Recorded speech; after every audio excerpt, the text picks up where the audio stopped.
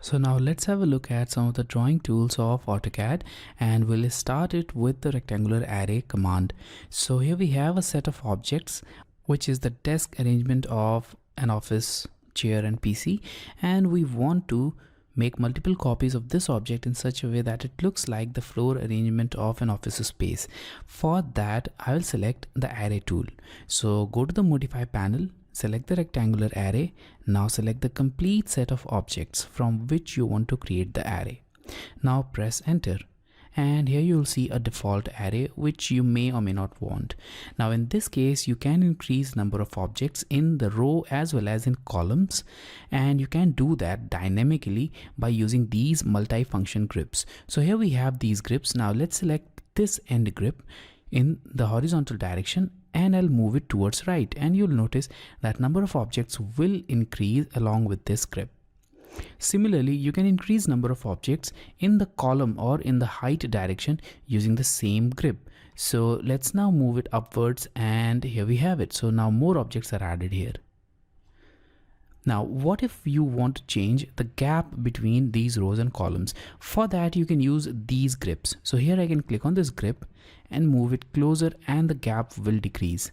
Similarly, I can click on this grip and I can decrease or increase the gap. So that's a dynamic way of changing the values, but you can also do it accurately using the array creation tab. So you'll see this array creation tab as long as the command is active, and here we have some of the options, like we have number of columns, rows and levels. So let's start with number of columns, which is currently 7. So let's change this value to 8.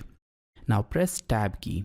Okay, now after that we have the spacing between these columns, which is set to 2387 units. Now what if we want these objects to remain very close to each other? For that, we need to change this value. We need to decrease it actually. So I'll change it to 1500. Now press tab key again, and now they are touching each other. So that's the arrangement which I want. Now the total distance will automatically adjust depending upon the number of objects or number of columns here. Now let's move on to rows. So here we have these 4 rows. Let's change it to 3. And now we have here the gap between different rows, which is 2696 units. So let's increase it a little bit, and I'll change it to 3000 units. Press tab key, and the total distance will change accordingly, and here we have the new gap here. Now we have the levels, and levels are simply the number of objects in the z-axis which will not be visible as long as you are in this 2D space.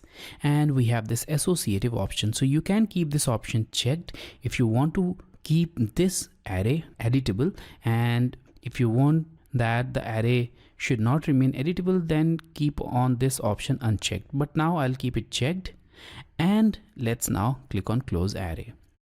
So here we have this complete set of objects as a single array.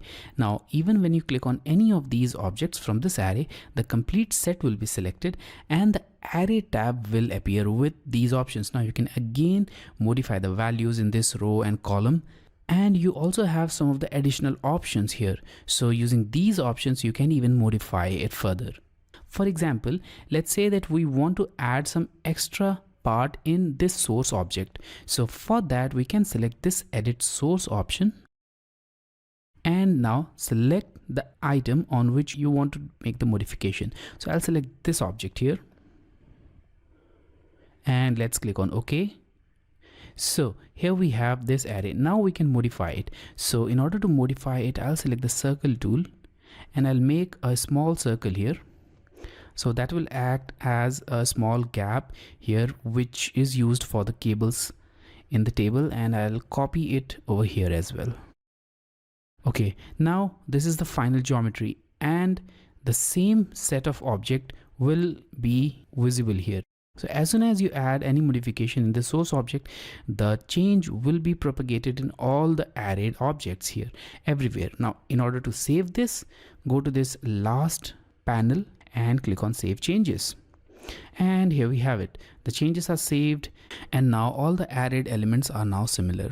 In these cases, the gap between the array row and array column is simply the gap between any two corresponding points. So in the initial case, we have applied an array row gap of 3000 units, which is the gap between any two corresponding points. So for example, if you take this top left point as any reference point, then the distance between this top left and the second top left point will be 3000 units. Similarly, for the columns, the corresponding distance between the points will be equal to the gap which you have specified. So here we have this top left corner, so the gap between this top left corner and the top left corner of the second object will be equal to 1500 units, which we have specified. So this was all about the rectangular array tool of AutoCAD.